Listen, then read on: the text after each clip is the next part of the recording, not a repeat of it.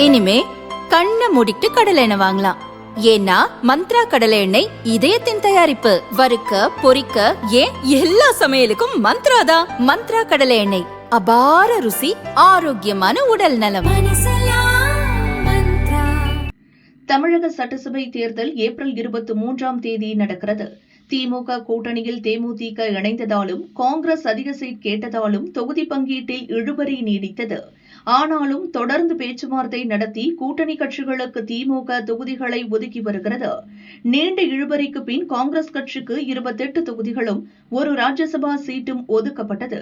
இந்திய யூனியன் முஸ்லீம் லீக் கட்சிக்கு 2 தொகுதிகள், மனிதநேய மக்கள் கட்சிக்கு 2 தொகுதிகள், மதிமுகவுக்கு 4 தொகுதிகள், கொங்கு நாடு மக்கள் தேசிய கட்சிக்கு 2 தொகுதிகள் ஒதுக்கப்பட்டுள்ளன. இந்த சூழலில் மார்க்சிஸ்ட் கம்யூனிஸ்ட், இந்திய கம்யூனிஸ்ட் கட்சிகளும் அதிக தொகுதிகளை ஒதுக்க வேண்டும் என கேட்டன. தொடர் பேச்சுவார்த்தைக்கு பிறகு இன்று இந்திய கம்யூனிஸ்ட் கட்சியுடன் திமுக தொகுதி பங்கீடு ஒப்பந்தம் செய்தது. திமுக கூட்டணியில் இந்திய கம்யூனிஸ்டுக்கு 5 தொகுதிகள் ஒதுக்கீடு செய்யப்பட்டுள்ளது. 2021ஆம் ஆண்டு சட்டசபை தேர்தலில் 6 தொகுதிகள் ஒதுக்கப்பட்ட நிலையில் தற்போது ஒரு தொகுதி குறைத்து வழங்கப்பட்டுள்ளது. தேமுதிக மற்றும் காங்கிரசுக்கு அதிக சீட் கொடுப்பதற்காக உங்களுக்கு சீட்டை திமுக குறைத்து விட்டதா என்ற கேள்விக்கும் காலம் அதற்கு பதில் சொல்லும் என மாநில செயலர் வீரபாண்டியன் பதில் அளித்தார். சீட் குறைந்தது கட்சிக்குள் சோர்வை ஏற்படுத்தியுள்ளது எனவும் ஒப்புக்கொண்டார். திமுகவுடன் 3 கட்ட பேச்சுவார்த்தை நடத்தினோம். நாங்கள் கேட்டது கடந்த முறையில் 6 இடங்களில் போட்டியிட்டோம். அதைவிட கூடுதல் வேண்டும் என்று நாங்கள் கேட்டோம். அதற்குரிய தார்மீகம் கம்யூனிஸ்ட் கட்சியிடம் இருக்கிறது. நாடு முழுவதும் கிளை பரப்பு இருக்கிறோம், அமைப்பாக இருக்கிறோம், அரசியலாக இருக்கிறோம். வெறும் நாடாளுமன்ற சட்டமன்ற எண்ணிக்கைகளை வைத்து எங்களை மதிப்பீடு செய்யக்கூடாது என்று நாங்கள் கேட்டுக்கொண்டோம். 3 கட்ட உரையாடல், பின்னர் முதல்வர் நிறைவாக எல்லாவற்றுக்கும் மதிப்பளித்து முதல்வர் பல்வேறு கட்சிகள் இணைந்திருக்கிற காரணத்தினால் நாங்கள் உட்பட எல்லோரும் குறைத்துக் கொள்கிறோம். எனவே நீங்கள் ஒத்துழைக்க வேண்டும் என்று அவர் கேட்டுக்கொண்டார். அந்த அடிப்படையில் 6வது நீங்கள் பரிசீலிக்க வேண்டும் என்று நாங்கள் கேட்டோம். நிறைவாக அதற்கும் வாய்ப்பில்லை, ஒத்துழைக்க வேண்டும் என்று கேட்டதற்கு இணங்க இந்திய கம்யூனிஸ்ட் கட்சி 5 இடங்களில் தமிழக முதல்வரோடு இன்றைக்கு திமுக தலைவரோடு இன்றைக்கு நாங்கள் ஒப்பந்தத்தில் கையெழுத்திட்டிருக்கிறோம். மீண்டும் சொல்கிறோம், இது 5 இடம் என்பது 6 இடம் என்பது 5 என்பது கட்சி அணிகளை சோர்வடை செய்யும். ஆனாலும் கூட அதற்கு மேல் எங்களுக்கு அரசியல் இருக்கிறது. பிஜேபியை வீழ்த்துவது என்கிற அந்த அரசியலில் சில நேரங்களில் நாங்கள் இப்படி எங்களுக்குரிய இடங்களை கூட நாங்கள் கடந்து செல்கிறோம். ஆனால் எங்களுடைய அரசியல் நிலையிலிருந்து நாங்கள் ஒருபோதும் கடந்து செல்ல மாட்டோம்.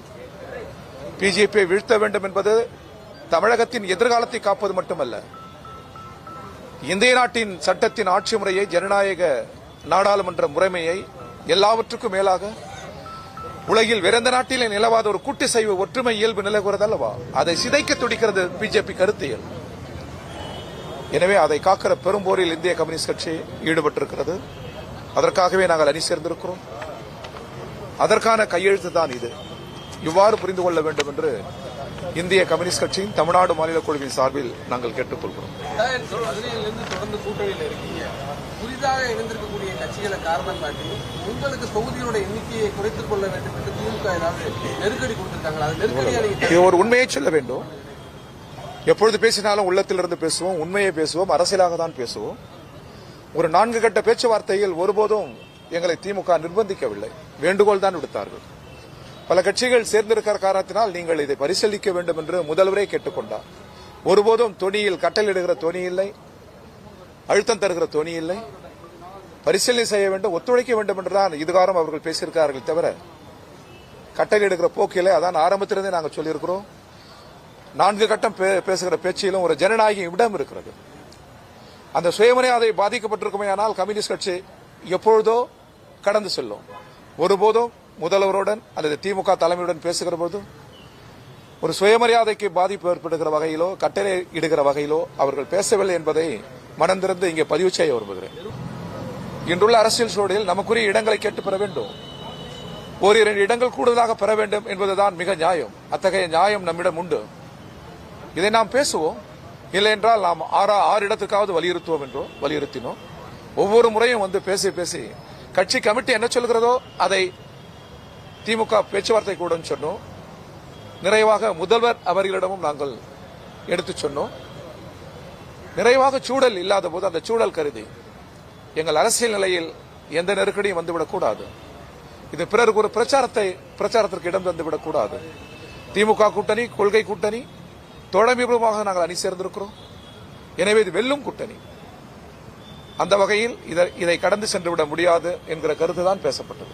ஒரு 6 தொகுதி வாங்கி 2 தொகுதி தான் வெற்றி பெற்றது. ஒருவேளை அந்த வின்னிங் ரேஷியோ குறைஞ்சனால இந்த முறை உங்களுக்கு எண்ணிக்கையை குறைச்சிருக்காங்க. இல்ல அப்படியெல்லாம் இல்ல. நேற்று போல் இன்று இருக்காது. பல கட்சி இயங்கும் முறையில் வெற்றி தோல்வி மிக இயல்பானது. எங்களை அந்த வெற்றி தோல்வியில் வைத்து எடைபடக்கூடாது. நாடாளுமன்ற சட்டமன்ற எண்ணிக்கை வைத்து எடைபடக்கூடாது. எங்கள் குரலும் எங்கள் மூச்சும் ஒடுக்கப்பட்ட மக்கள் ஏழை எளியவர்களின் கோரிக்கையில் அடங்கியிருக்கிறது. அதை நிறுத்த யாருக்கும் சக்தி இல்லை. அந்த குரல் ஒலித்துக் கொண்டே இருக்கும். கம்யூனிஸ்ட் கட்சி தார்மீக காரணங்கள் இருந்தாலும் தங்களுடைய இடத்தை விட்டு கொடுத்து 5 குறைச்சிட்டு இருக்காங்க. ஆனா காங்கிரஸ் அதோடைய எண்ணிக்கையை 3 அதிகரிச்சிருக்காங்க. இன்னும் புதிய கட்சிகளுக்கு கம்யூனிஸ்டோட அதிக இடங்கள் கொடுப்பதற்கான தகவல் சொல்லப்படுது. இந்த மாதிரியான சூழல்ல உங்களுக்கு உங்கள் கட்சியோட ஒரு அழுத்தம் இல்லையா? ஒரு கடந்த முறை கொடுத்த தொகுதிகளை தக்க வைக்க முடியலங்கிற ஒரு அழுத்தம் மாநில ஒரு 3-4 முறை நாங்கள் பேசியிருக்கிறோம். பேசியதை தான் சொல்லியிருக்கிறோம். பேச்சுவார்த்தை குழுக்கு அதிகாரங்கள் இல்லை. செயலாளர் எனக்கே அதிகாரம் இல்லை. எங்கள் கட்சியில் அத்தகைய ஜனநாயகம் நிலவுகிறது. கமிட்டிக்கு தான் அதிகாரம். எனவே கமிட்டி சொல்வதை திமுக தலைமையிடம் சொல்லி, திமுக தலைமை சொல்வதை கமிட்டியிடம் சொல்லி, இவ்வளவு நாங்கள் பேசுவது என்பதே போராடுகிறோம் என்பதை காட்டுகிறது அல்லவா? சூழல் இடம் தரவில்லை. இதை ஒரு பின்னடைவாகவோ இழப்பாகவோ நாங்கள் கருதவில்லை. அரசியலில் நாங்கள் வெற்றி பெற வேண்டும். அது எழுகிற போது காலம் அதற்கான விடைகளை தரும். எங்களை பொறுத்தவரை நாங்கள் எதற்கும் இடரவில்லை. எங்கள் குறி பிஜேபியை வீழ்த்துவது. பிஜேபியை வீழ்த்தி இந்தியாவுக்கே ஒரு நல்லதோர் அரசியல் திசையை காட்ட வேண்டும் என்கிற வேட்கையில் நாங்கள் இருக்கிறோம்.